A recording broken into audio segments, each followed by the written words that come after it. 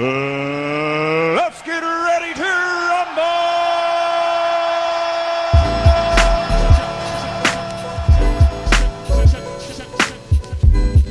I don't think y'all heard me. Come on.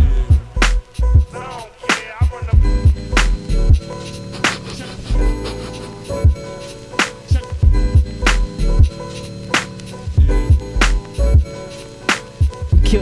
Don't kill me.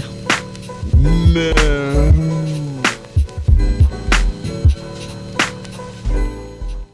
I set out to do my first ever Nuzlocke run this past month for stream, and boy howdy was it cursed. I set myself up for catastrophic failure at every single turn. Do you know Murphy? You know what I'm talking about, right? Murphy's Law. Yeah, I'm him. If something could go wrong, you damn sure you bet your bottom dollar that I made sure that it did. If you tuned in to stream at all during the run, chances are you were hurling profanities at your monitor in response to some of the decisions I made. It almost seemed like I had a personal vendetta against my own Pokemon. Yeah, so a quick Google search on the history of the Nuzlocke will tell you that this legend, Nick Franco, first created the Nuzlocke challenge in 2010 by procrastinating on his college work. Sounds like someone I know. While playing Pokemon Ruby, Nick ended up showing off his playthrough through a series of webcomics, where he would also give the rule set for the challenge, right? He initially called this webcomic series Pokemon Hard Mode.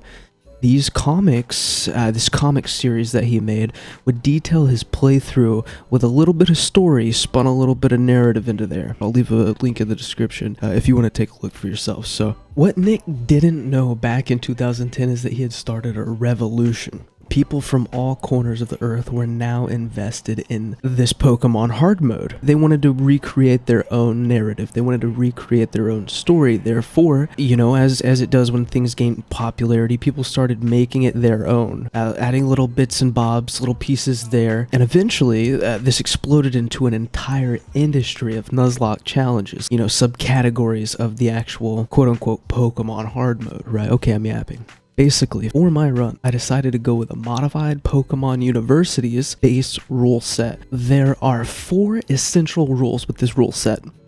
Number 1, any Pokemon that faints must be released or boxed permanently.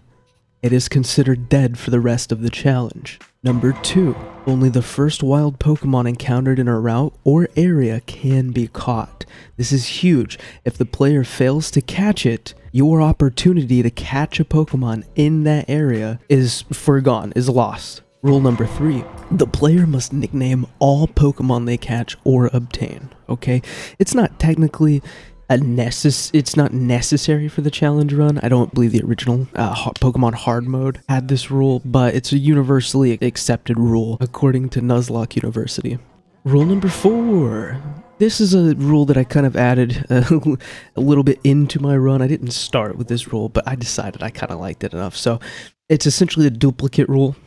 If you've already caught a Pokemon and you encounter it again on a route later on down the road, you can re-roll that encounter until you get a different Pokemon. Keep in mind, also, these are just the rules that I decided to go with. There are so many other rules you can add to enhance the challenge, such as if you see a shiny, you may catch it even if you've already encountered something on a particular route. Another rule says that you can only use X amount of healing items per encounter, and you know, that's not just healing, there's other rules for utility items and such. So without further ado, here's the first run.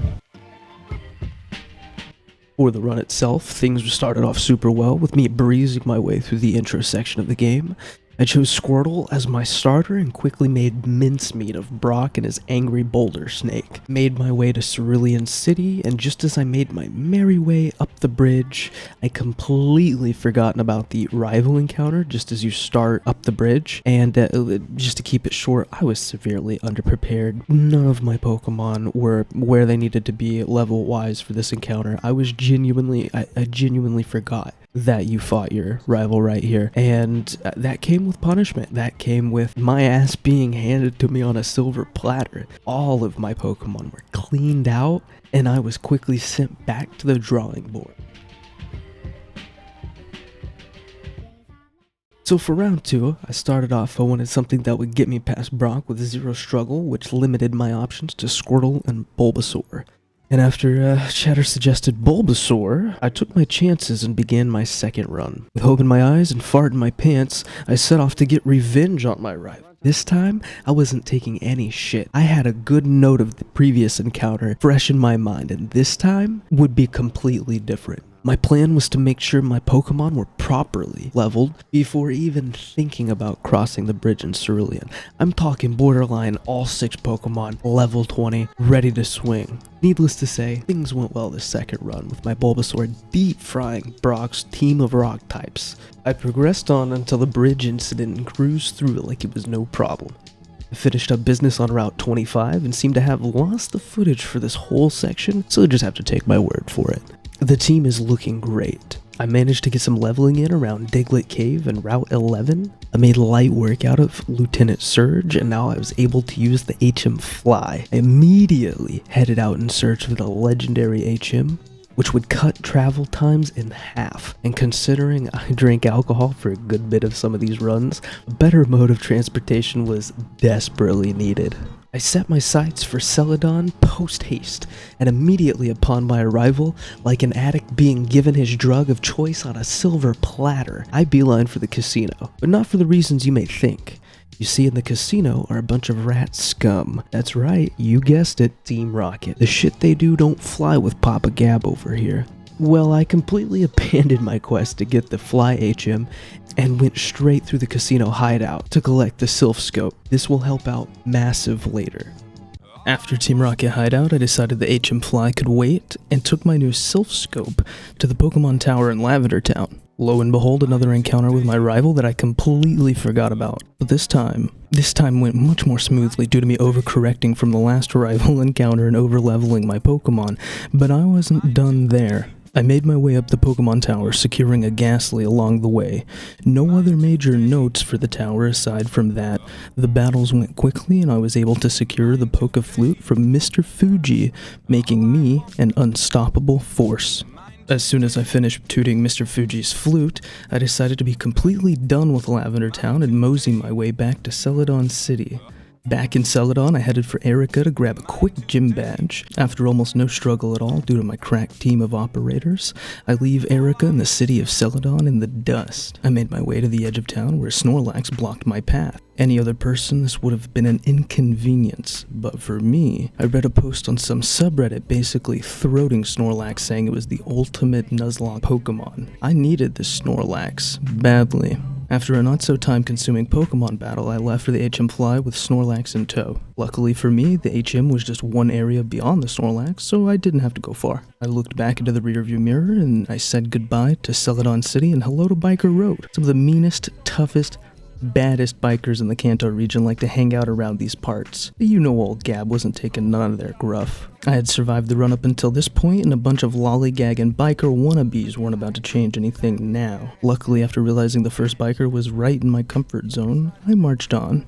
Biker Path is one of 2 ways to get to Fuchsia City, the next city I need for my gym badges. The other route includes leaving from Lavender Town, where you can also catch the second Snorlax. I opted for this path because it is relatively quicker in my opinion. I'm already in Celadon. I have no facts to back that up, but even including all of the battling I did, I still think I saved time as compared to the Lavender Town route. Arguably, it is best to do both just to have the XP for the Elite Four, but I was too impatient. Blasting my way through Biker Road, I biblically beat every boneheaded biker brave enough to buck up to me. I then beeline to the border of town and bet my bucket I'd never be back. I stopped at the infirmary and healed the crew, debated for a moment if I should hit up the gym in town or collect the legendary Surf HM first. After Nurse Joy handed my Pokemon back, I hopped on the trail and tucked my tail all the way to the Safari Zone. I ran around the Safari Zone like a chicken with my head cut off, but by the grace of God, I managed to find the HM Surf before my timer ran out, so I was thankful not to have to run back through again. Once I had the HM Surf in tow, I decided to clear out some of the trainer encounters outside of town on the opposite side that we originally came in. Once I got some levels for my Pokemon, I figured I could challenge the gym and actually have an easy time. I already knew I could handle the gym. It was about sending a message.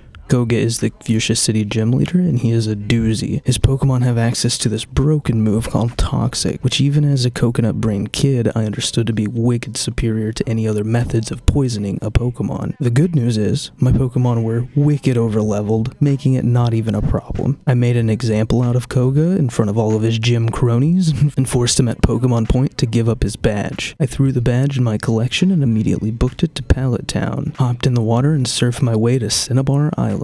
Once in Cinnabar Island, I immediately about-faced and turned my attention to Saffron City. Now that I've been to Cinnabar, I can easily fly back, saving a bit of travel time. Saffron City is infested with Team Rocket, and rumor has it that the leader, Giovanni, is in town. I make it my goal to storm the tower and demand Giovanni and his hooligans leave town, but not without trouble. I lose one of my strongest Pokemon, my poor Gengar Stinky, during my rival battle right before Giovanni. If you haven't noticed by now, this rival guy seems to be bad luck for me, but the show must go on. I take Stinky to the box and release him to the cruel cold world. It only made my eventual win against Giovanni that much sweeter. I'm sure Stinky would have been proud. With a Master Ball in my backpack and 9 toes on my feet, I hit the road only to make it to the edge of town, where I decided now that I've handled Team Rocket business, it was time to claim my stake on the gyms in Saffron City. Might as well get what I need so I don't have to come back later. I clean house in both gyms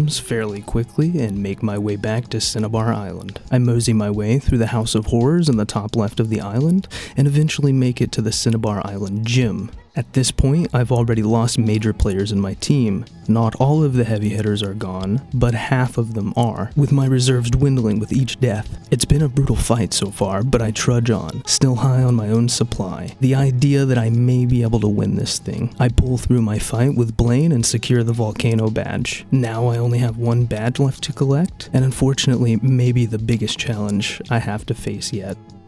Viridian City is the final stop before the Elite Four, and the gym in Viridian City is run by none other than Team Rocket leader, Giovanni. This gym is no joke, and I admittedly underestimated the gym early on, costing me another one of my heavy hitters, Snorlax. I lost Sleepy right before I faced Giovanni, so it was only right that I avenged Sleepy. I haven't mentioned it yet, but a lot of these deaths are completely avoidable. I was drinking and talking, having a good time, and rather than locking in on any of the fights, I may have neglected a few plays, which ended up costing some of my strongest Pokemon. Losing Sleepy the Snorlax almost ended my run in its tracks, but I pressed on. In honor of Sleepy, I swore I would get revenge on Giovanni, and subsequently the Elite Four. After cramming the Earth Badge in my bag and avenging Sleepy, I headed for Victory Road, only to be checked by my rival, who at the time I thought I would be able to quickly beat even though I suffered the loss of my Sleepy. The battle started off chill with me having a major advantage despite having less Pokemon, until my rival threw out Gyarados and Charizard. The last 2 Pokemon my rival had